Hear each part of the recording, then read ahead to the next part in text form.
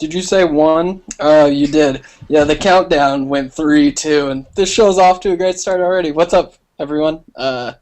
Clippers lose 93-90 to an extremely desperate Phoenix Suns team. Let's welcome in our panel here. First, we got Andrew Hahn, our normal host, but I am hosting because I got the mosting. Andrew, what's up, man? What'd you think of the game tonight? The Clippers played it on the second game of back-to-back. They were in Denver. It was a hard-fought game last night. It's a hard-fought game this night. I know Phoenix played OKC yesterday too, but at this point, maybe Phoenix just does something that the Clippers can't handle, like Channing Frye's the Blake stop or something. I don't know. We're not going to really learn much about this game. We'll dive into that in a little bit. Let's also bring in Michael Chagrin. Mike, how's it going? It's going well. Still haven't got my last name right yet, but I said it was close. Let's move on. Much to his chagrin. Heyo. Hey, every time. We got Nick Flint looking beautiful in tie-dye tonight. Thank you. Very professional. Yes. Collared shirts, tie-dye shirts, they're pretty close to the same.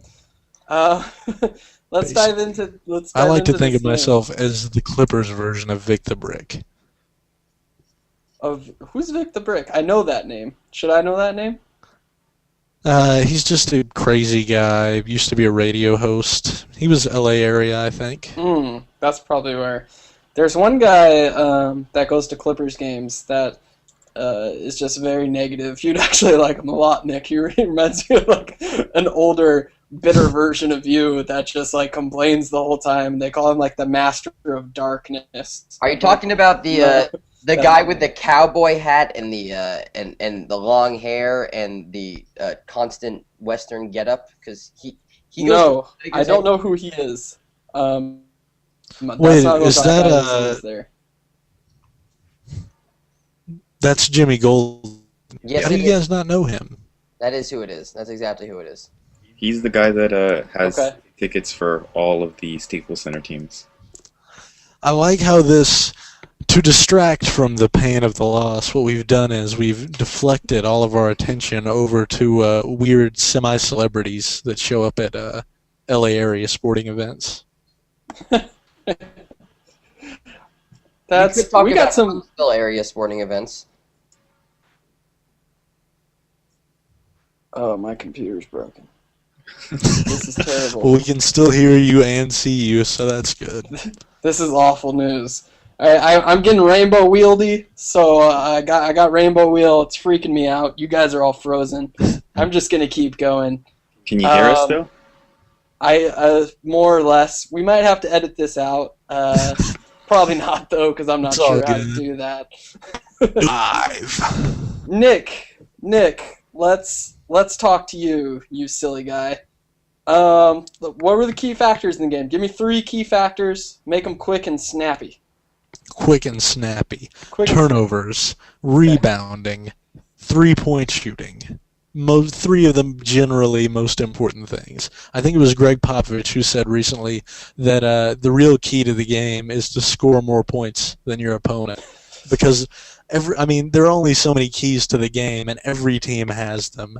And tonight, what happened? Well, just like last game, Phoenix, even though they're not that good of a rebounding team, you could say they're bad even, competed very well with the Clippers on the boards. And then you had 3-point shooting. Oh, Phoenix had a little advantage there. Hadn't the free throws, 8 less or something like that. Clippers made 4 fewer threes. That's not good. The turnovers kind of help balance out the possessions in favor of the Clippers, you could say. But outside of that, the Clippers should be dominating Phoenix on the boards. That's my main key to the game, I think. Marcin Gortat did damage early again tonight, and that hurt. So did Jared Dudley. Yeah, Clippers allowed 11 offensive rebounds, narrowly won the rebounding margin, 42-41. But like you said, points off turnovers, obviously a big factor that kept the Clippers in the game despite their lack of three-point shooting. They had 24 points off of the Suns, 16 turnovers. So pretty important stats there. But why Michael, I'm going to give this one to you. What is it about Phoenix that just presents a lot of problems for the Clippers? Is there anything that we can learn from the Clippers always playing so tightly with the Suns? Yeah, I think we can. I think it's the our perimeter defense still suffers. I think when you have some big guys who can shoot from the mid range, or like a four who can stretch out and shoot from the perimeter, that's where you expose Blake's biggest weakness on defense. I'm not really sure why that translated to his inability to create his own offense after the first quarter, but the perimeter defense was not good in this game. I was surprised they didn't make more of their open threes, but the threes they made, they were supposed to make. What was unnerving to me was the lack of points in the paint after the first quarter. But I feel like that may have been a product of being tired and going from the high altitude of Denver to the deserts of Arizona is no easy transition, particularly on a back-to-back. So I'm willing to attribute it to that, because it's not like they didn't care out there. Right. Well, Phoenix is fighting for their playoff lives, and I think that's something that should be recognized here, is that this is a playoff game for Phoenix technically at this point. So obviously they're gonna, come out and give Clippers absolutely the best game they possibly can.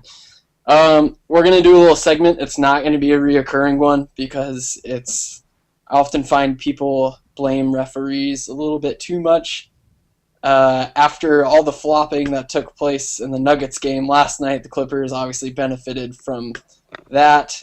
They kind of got the short end of the stick tonight in Phoenix, it felt like. So here's what we're going to do. I'm going to time you guys. You have 30 seconds to air all of your frustrations, talk about a particular call, the reffing in general.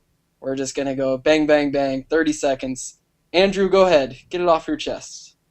30 seconds seems like a lot of time just to bang, bang, bang. Should be more 30 like 7 seconds. But anyways, Now you have 20 seconds.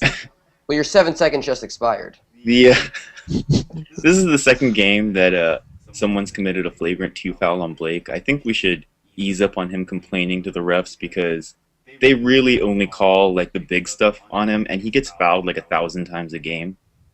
And what I think every national media commentator, and then even some writers on ClipperBlog have been talking about the backlash that he's been getting, all the whining, all the staring that he's been doing to the referees, and I'm done with it. I think Blake can stare at anyone he wants. He can stare at me all game if he wants. I'm fine with it. Aww. Mike, 30 seconds. Yeah, I thought the referees were particularly bad for both sides. I thought these were just inept referees who couldn't make the right call if they, it was sitting right in front of them, staring them in the face.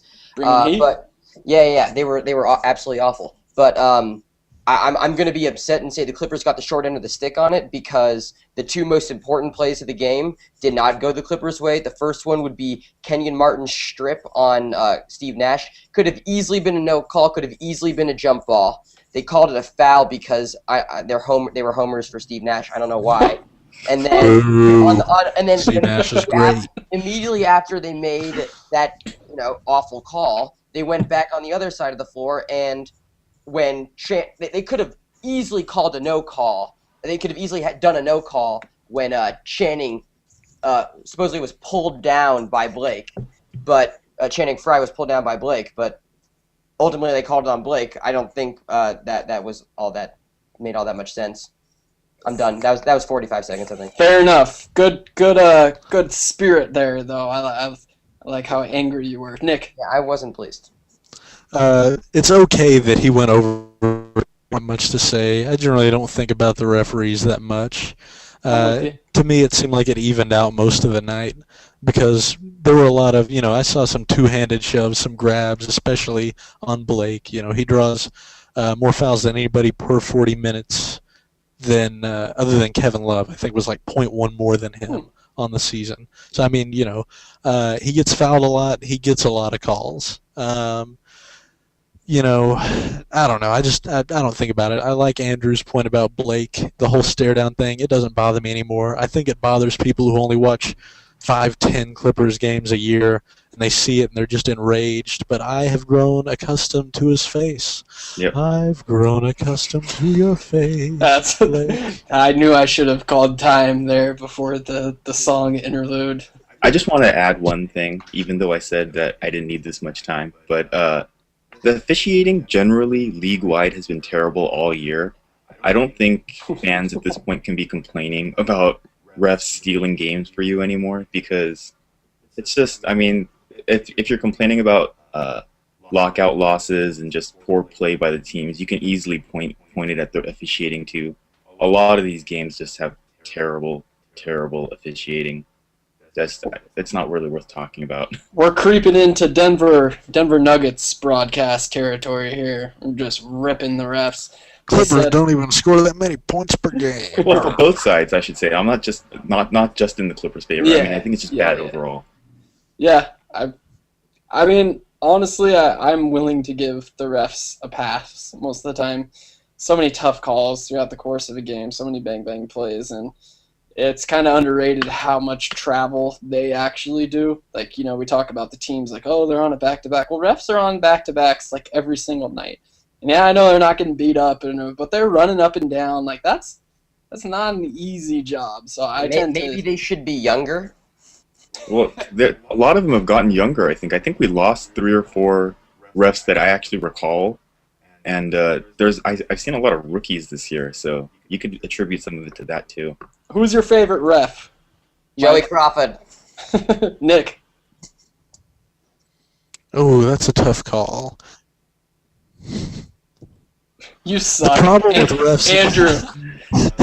Who's the ref that kissed Barkley on the mouth? Dick Bavetta? Dick Bavetta. Yep, that's my guy. Anyone that's gonna kiss Barkley on the mouth, that's my guy. Yeah. The thing about refs is that you only know the names of the ones that are really bad, like Violet Palmer, or the ones that are way not true. like Crawford. Steve Javi. 100 years. Joey Crawford knows what he's doing. He was known for the I slick think back Javi's here. retired. They all have I their think little he retired. personality traits. I don't think we've officially blocked out our entire casual audience at this point with referee talk. Hold on, though. Hold on. Who is a ref that I cannot think of at all? Not Tony Brothers. Just name a ref that no one ever thinks of. That is my favorite ref. Scott Foster. No, I hear his name all the time. I Leon feel like Wood. he's done a bad job Leon this Wood. season. If I've heard your name, you've probably done a bad job. Is Mike All of Wunderlich the a ref? unnamed Leon Wood. That's one that I did not think of at all. You've got Sure he is. My dad's All of those favorite referees, the college ones whose ref. names I did not remember until you just said them. You've got a thing for us That's Foster boys, though. You love me. You love Jeff. It's so true. I know. What can you say? I see you're hiding your Steve Nash jersey. I'm gonna call you out on that. Response? Tough night to bust out. No response. Steve Nash has not. Steve Nash has not been the reason for the Clippers' losses, though. So it's not. I don't think there's a. What's the word they like to use? A Canuck. Anyone here? I wasn't listening. No one has any idea. I also zoned out. Awesome. Always a good sign. Let's sum up this game, guys, for me. And Conflict of interest. Just remember. As far as the general overall feeling after this loss, I was watching it. Somebody asked me, "Why aren't you more upset?" And for me, I just felt like the Clippers have been playing so well, and I felt like defensively they were okay tonight. They played pretty well. Phoenix again needed this game so badly. For me, I don't really mind this loss coming on a back-to-back. I think splitting, getting one of two from at Denver at Phoenix is fine in my opinion. I don't think this is the start of bad things to come. What do you guys think, Mike? Yeah, I don't think this is the start of bad things to come, but I kind of use this game as... We're all drinking something now. Yeah. What is that, Kool-Aid? Good juice. Red juice. But yeah, I thought if we had won this game, I thought I would have been a lot more confident. Because we could have finished out the season winning out. I mean, we could beat the Hawks. I mean, never trust the Hawks. Then we could have beat the Knicks. I mean, to close out the season, and I assume we're going to beat the Hornets at home. If we had won this game, we would have finished out the season like a 9-game winning streak, and I'm a little bit unnerved by this loss, not because because I think we were trying less hard. No, because we were trying less hard than the Suns. I think the Suns had more to lose, and they played like they had more to lose.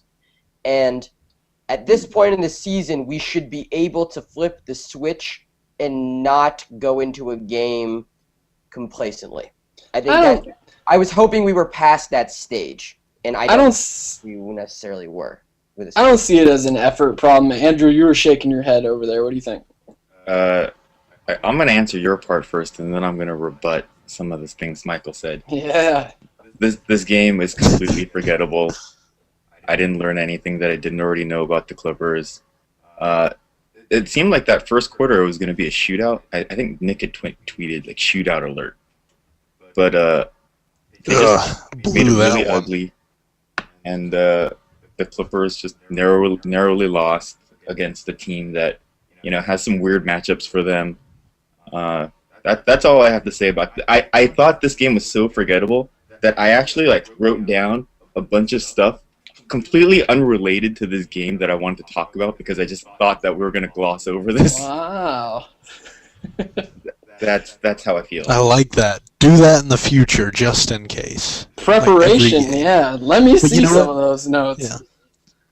Yeah. Hold on. Brief interlude by me. That doesn't help.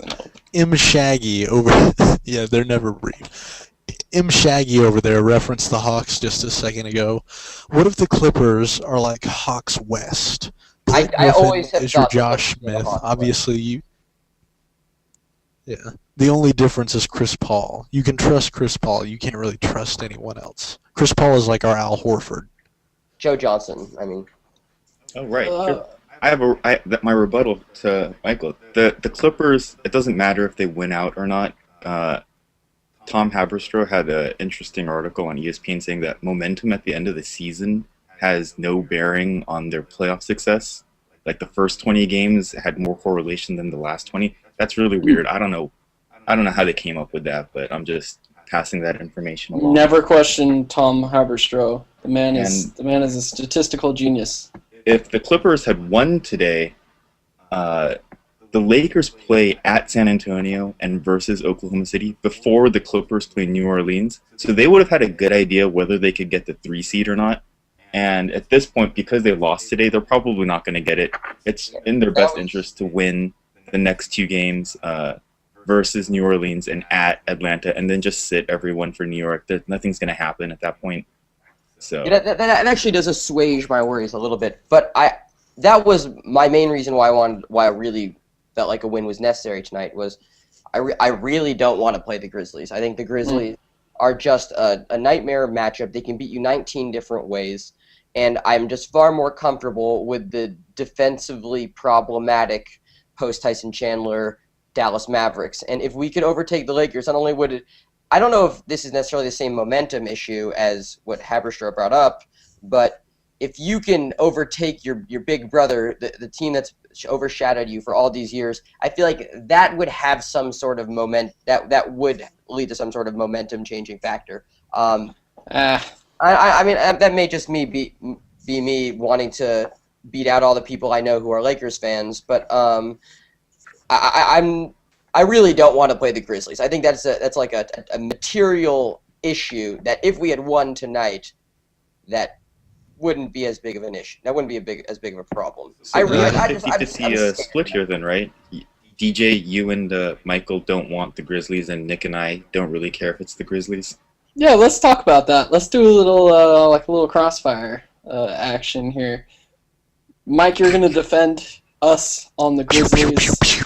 If you do it incorrectly, I'm going to hate you forever. Nick, you go ahead and make the point of why you want to see the Grizzlies, why you're okay with a first-round matchup with the Grizzlies. All right, well, first I'm going to attack Michael Shagrins. No, oh, we're not done yet? Nope. I'm putting a timer on you. Okay.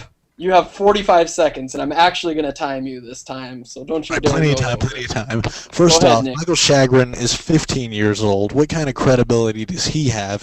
He's facing Dallas's defensive struggles when they're still a top 10 defensive team. I think they're 6th in the NBA right now. Offensively is where they struggle, but still, I do not trust that defense in terms of the way they can take advantage of an offense. The Grizzlies, on the other hand, inconsistent in outside of the fact that they force turnovers. That's the strength of their defense. That's how they stay above average on offense, where they're barely an above average offense. Very similar to the Mavericks, I think, offensively. Do they have a guy, a wing scorer that can take advantage of a Caron Butler or something? Sure. Marc Gasol is there. Zach Randolph is there.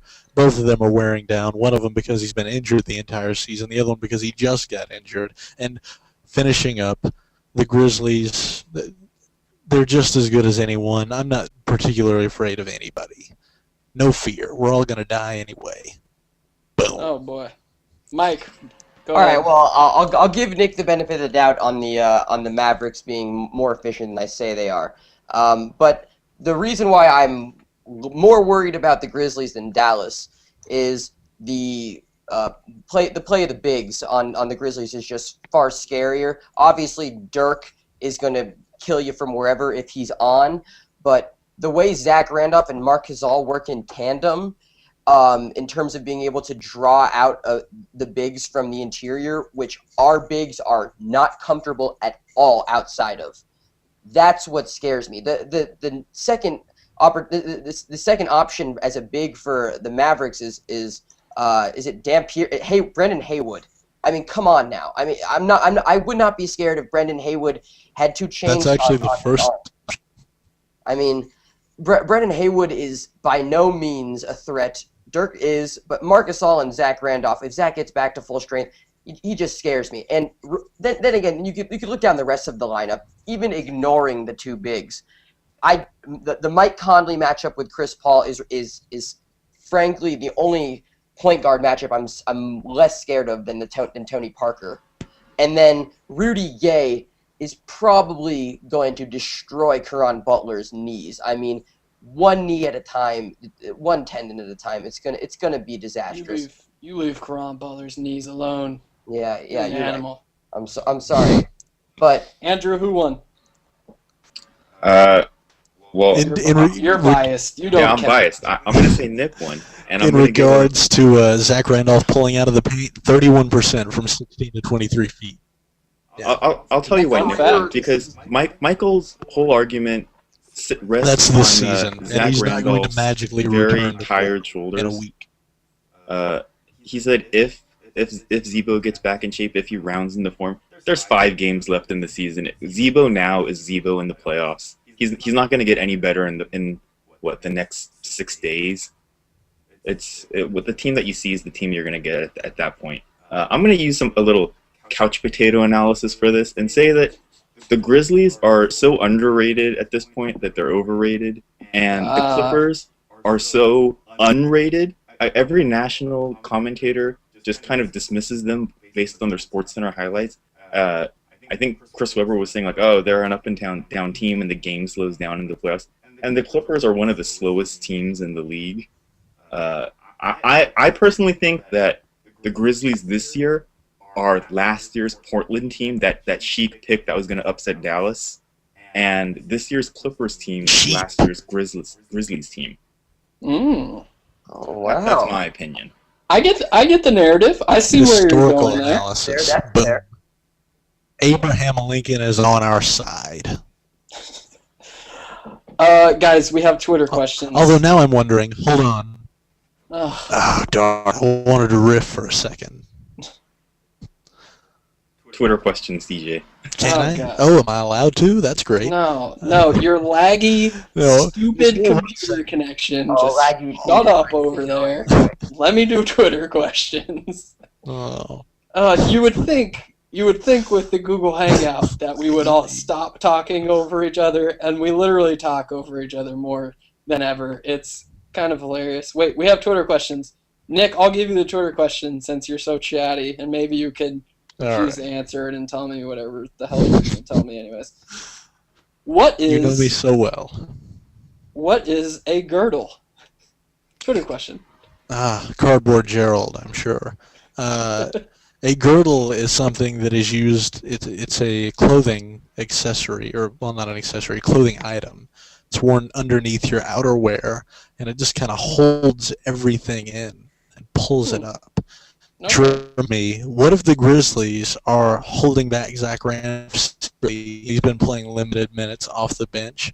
Maybe M. Shaggy is right, holding Zach Randolph back, and secretly in practice he's just been beasting, shooting 100% from mid-range. They're just waiting to unleash him back into the starting lineup. Now I'm scared. That was really well played, actually. I'm no longer mad at you. Andrew, Twitter question for you. What is love? I have no idea. The only thing that came into my mind was that Night at the Roxbury song. So I was just gonna blurt out "Baby, don't hurt me." So I guess I'll go with that. No, that's the correct answer. Hadaway. Michael, let's see here. Wow, we got a lot of questions. Which Radiohead album do you think the Clippers are? There's one called OK Computer, right? That's the best one, I think. Yeah, and I would say that's what the Clippers are, because they're the best ones. Yeah, okay, cool. I'm good with that. I want to counterpoint that. They're not OK Computer. That's horrible. You can't. All right, if you ask me which, I'm not really all that familiar with the particular albums of Radiohead. I like the best of tracks. If you ask me the Beatles, I can give you a Beatles album. Sure, go ahead, do that. All right, well now I have to think about that for a sec. Under promise, over deliver, Mike. Right. Help with the exclamation point. That's what the Clippers Rubber soul. Michael talking about the Beatles here. It's a perfect segue into what DJ needs to know about the Suns. If you want to play it, DJ. I do want to play. Other questions that we won't get to. What is your stance on child labor laws? I'm jealous of your beard? Question. Also a suggestion: less cross, more fire. Am I really a DJ? And can you think the Clippers can switch the flips or what? So thanks for the questions. Wait, can we answer that question? Are you really a DJ? Because I've been wondering myself. I'm not. I go on Max and Marcellus occasionally, and they ask me that every time I'm on the show. And I need a good answer. So what's a cool thing I could answer? Because I'm always just like, no, I'm stupid. I don't do anything cool. Why don't you just say yes? Just leave it at that. Yeah, I guess I could lie. I've been lying to the whole world all this time. Okay, let's play the game. Okay. What should I know? Nick, since you went last on the show that shall not be named, we'll let you go first on this one. What should I know? Suns. Give it to me. Is that what we're doing here? What you should know is that the Clippers are still. I really can't because I'm intimidated by Charlie Widow. Admittedly, what, Andrew? I got choices for you to streamline this process a little bit. Last time was a fiasco. Leaving it up to you guys to pick what DJ needed to know. Oh, so I have choices. I have choices for you this time. Looking forward to the choices. Okay. So I felt like I had a really good choice for him to make about what he needs to know personally. We're gonna go with songs here. Your choice is songs or drink, but because Michael was talking about the Beatles, we're gonna go with songs. Cool. Nick, do you want Soundgarden or the Beatles? Ooh, I like them both. I'll take Soundgarden though. So what does DJ need to know about Black Hole Sun? Oh. Tough call. Won't Clippers championship hopes come and wash away the pain in our hearts? Will they? I don't know. It would be great if DJ knew that, though. I Nailed it. Wow. I don't even know what to do with you guys It anymore. almost seems like a racist show would be better. Yeah, we should have aired the incredibly racist show that we couldn't air last night. Okay, Mike, I guess give me the Beatles' son now. Here Comes the Sun, Mike. What does DJ need to know about Here Comes the Sun? That the little darlings know that it's been a long, hard, lonely winter, and that this here comes the sun. I mean, it's that simple. It's really that simple. Oh, okay. All right. So there's that. Andrew, do you have one? Oh man. I'm gonna. Okay, I'll go with U2's Sunday, Bloody Sunday. It's about the Bloody Sunday something in Ireland, DJ. It's really important. Bono was singing about something terrible that happened in Ireland, and you need to know about Sunday for that. sons? Sunday. It's in there twice. Sunday, making that work. Bloody Sunday. The correct answer, you guys. By the way, why do I have so many pencils? I feel like I picked up like 4 different pencils on this show. Like, I'm confused about what this game is about, Yeah, but whatever. It's really confusing me. I don't even know what's going on. I don't know what. No, here's the game. I have to pick whoever answered that the best, and I'm going to pick myself because the song Ace of Base, I Saw the Sign, I always thought said I Saw the Sun because I was a little kid and very bad at listening. So I'm the winner of what I need to know. Thanks for playing, gents. That was a lot of fun. Did you have issues staring into the sun as a child? Is that what happened? Or No, I did. Anytime I stare into the sun, I sneeze, like, automatically. Like, I'm allergic to the sun, which explains That's amazing. That's the best Oh, thing I've you're not ever the heard. only one, DJ. my pasty. I have a feeling all of us are somehow allergic to the sun. It really would explain a lot. Yep, nobody wants to say anything about that. Cool, thanks, guys. It's All just right. true.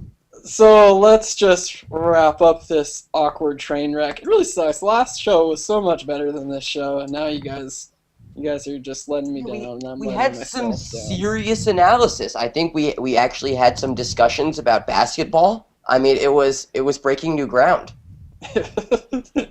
way to sell it there. You're Oh. selling it like a Chris Paul flop. DJ, I had one question for you. This is a serious Yes. question Sure.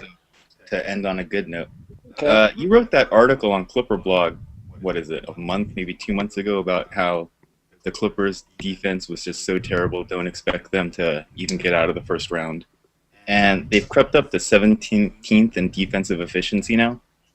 How do you like their prospects, Grizzlies aside? Just playoffs in general, regardless of their matchup. Yes. You know, I'm kind of having a hard time deciding which team to believe. Is it that bad defensive team we saw through the first half of the season, or is it this one in April that's 6th best in terms of efficiency? I don't know where they are after tonight. I don't know. I mean, I feel like the effort is a lot better. I feel like the wings are getting toasted a little bit less frequently. You know, I think the truth You want lies... barbecue wings, not toast them. Yeah, that's fair. I think the truth lies somewhere in the middle. I don't think they're as good of a defensive team as they've played lately. I don't think they're as bad now as they were at the start of the season. I think so long as they can be passable, they have a chance against teams in the playoffs, which is the reason why I like the Memphis matchup, actually, because they're a poor perimeter shooting team. Yeah, I know, shocking Nick Flint's world right now with that analysis, but I feel like you want to take advantage of their poor, offensive shooting from the perimeter. So really strong analysis from me right now. But yeah, that's what I think. What do you think, Nick? You're the defensive guru. I mean, I basically gonna, kind of back up on the positivity train, back the positivity train up.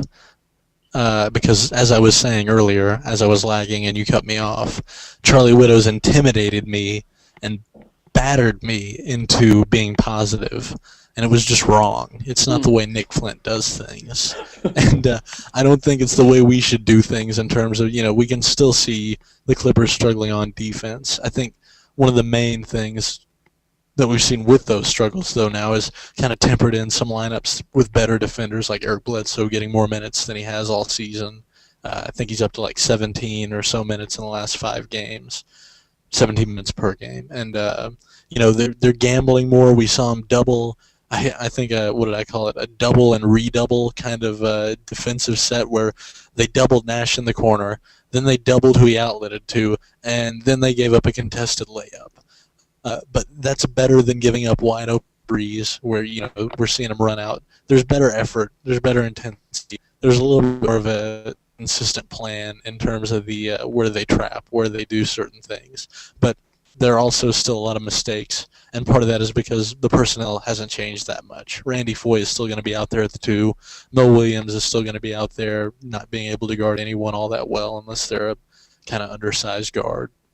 And even Chris Paul has his own struggles. I've seen him trying to gamble and get lost, leaving guys open after getting caught behind screens too still. So, and every team makes some mistakes, but we still see the Clippers giving up, too many layups. And in transition, I don't know if this is kind of a segue too. I'll be brief though. Maybe Vinny Del Negro secretly is brilliant. Maybe him not allowing this team to run was a brilliant ploy because everything slows down in the playoffs. I mean, it's legitimate statistics to back this up. The Clippers are used to playing a slowdown game. Boom. You can't stop them that way. I'm frankly floored that you backed up the positivity train and then you threw some more coal in the furnace in order to give Vinny Del Negro a compliment. Like that's where you're going to be positive. Yeah. Is about.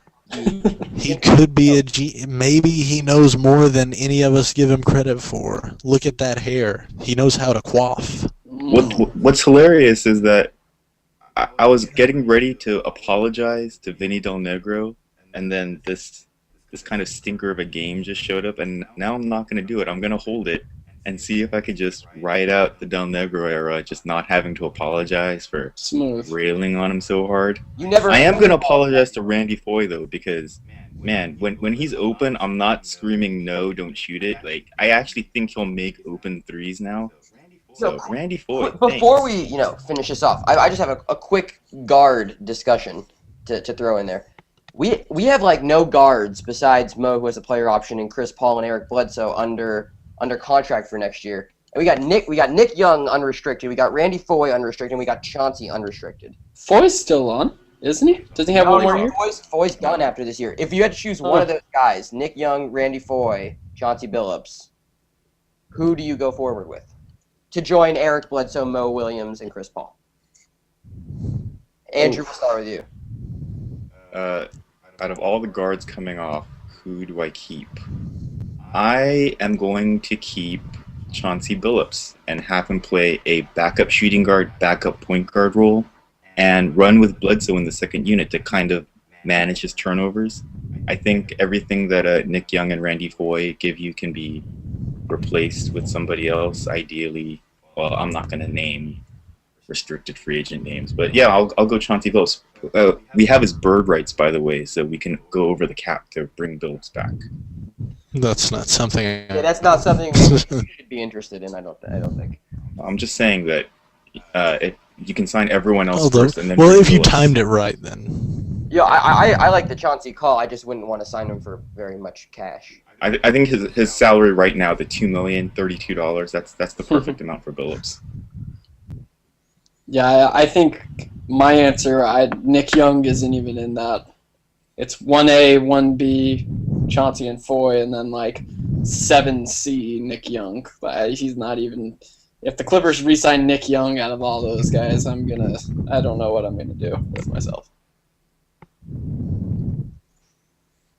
Oh, is it my turn now? Yes. Mm-hmm. Okay. Well, as soon as I heard DJ saying that, I already knew that my answer was Nick Young, for one thing. But I'll go on a little bit before we end here because the show has gone on much longer than I thought it would. First off, Billups, off the injury, I don't think he's going to recover that well. He was already old, slow, and taking bad shots while being more than serviceable as a defender, but how's that going to work after blowing out an Achilles and being another year older and sitting all this time on the bench? Probably not too good, even for good veteran minimum type value. Randy Foye, he can shoot That's about it. He can shoot. That's it. That's all. He shot well for half of this season. If you give him a new contract, God only knows how that's going to work out. Nick Young, on the other hand, there are intangibles there. Number one, he can grow a great-looking mini fro. Number two, swag injection. With Kenyon Martin and his ridiculous tattoos and attitude leaving next season as well, he's expiring, this team is going to need a swag injection to fuel it throughout the season. Nick Young can give you that. Nick Young. Actually, the answer is none of them. But if I had to choose for joke purposes, I would Nick Young. So we're in agreement that no one. And he arrived at the right answer at the very last second. The answer to that question was none of them. And that was the correct answer. That was like a bait and switch, basically. Yeah. That's a biased question. I think somehow it's biased against Asians. I think so too. I think there's a really good chance that was. Let's bring it home. Quick answers. We're going to get predictions now at this point. We'll see how it changes with the last few games of the season going into the playoffs. Maybe we see the unleashed 100% Zach Randolph that Nick Flint was alluding to for a second. Andrew, Memphis Clippers. Give me a playoff prediction. What happens in that series? Clippers win 4-1. They win in where's Game 5? In LA? Yeah. They win in Los Angeles. They win both games here. They win the third game in Memphis and then lose the fourth, come back home, win the fifth one, because the only time you have to worry about outside cheating from Memphis is when Rudy Gay has the ball with less than a minute to go. I feel like he doesn't make anything until there's a minute left, and then he'll make everything. So the Clippers have the perfect defense for that, which is leaving terrible shooters wide open from three. Tony Allen for three. Exactly. Bingo. Andrew says 4-1. Okay, Mike, what do you got? I got a 7-game series. Clips win at home, Game 7. I don't think it's going to be easy. I think even if the Clippers are more talented and even if Zach Randolph isn't back to full health, I think Lionel Hollins might take Vinny Del Negro out back and perform some unspeakable acts upon him. I don't know what I don't know what Vinny Del Negro is going to do when he has to go 7 games up against the same coach.